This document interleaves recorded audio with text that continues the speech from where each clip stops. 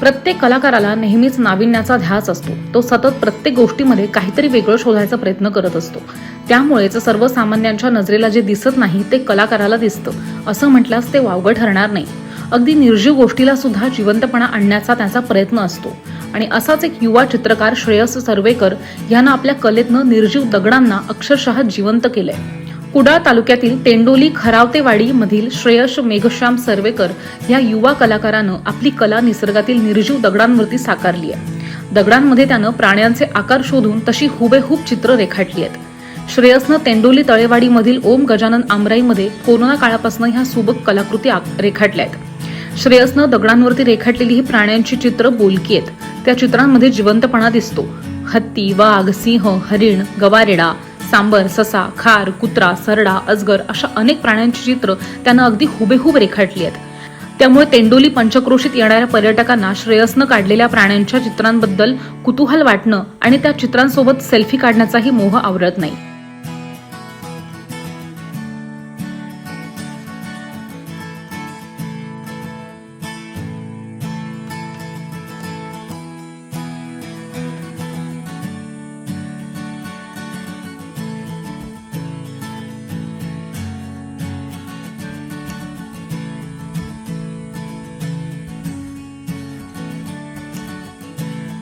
प्रकारे तुझी कला तू साकारली आहेस इथे या बागायतीमध्ये कशा प्रकारे? नमस्कार, माझं नाव श्रेयस मेघश्याम सर्वेकर.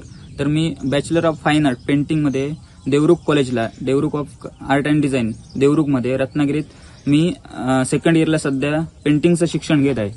तर मला लहानपणापासून चित्रकलेची आवड होती. त्याप्रमाणे हळूहळू ती माझी आवड वाढत गेली. त्याप्रमाणे हळूहळू काहीतरी नवीन करण्याचा प्रयत्नात मी कायम असतो. तर इकडे ह्या ओम गजानन आमराईत जे मालक आहेत त्यांनी मला सांगितलं होतं की याच्यावर काहीतरी कलाकुसर करायची आहे आणि त्याप्रमाणेच कलाकुसर करायचीच. त्या व्यतिरिक्त काहीतरी नवीन लोकांना दिसलं पाहिजे. म्हटलं ठीक आहे, चालेल. आणि समोर त्यांच्या दगड आहेत, मोठी मोठी भली मोठी दगड आहेत.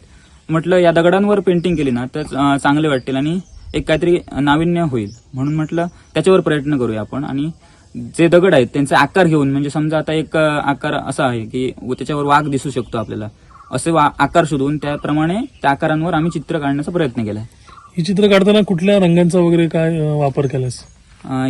यासाठी मी वॉटरप्रूफ वेदर कोट म्हणून कलर असतात त्याची माहिती घेऊन मी ते काढले. म्हणजे त्याच्यावर आता नाही म्हटलं ते 5-1 वर्ष तरी त्या चित्रांना भंग नाही, आरामात ते 5-1 वर्ष चित्र ती टिकून राहतील असे चित्र आहेत. कुठची चित्र काढली?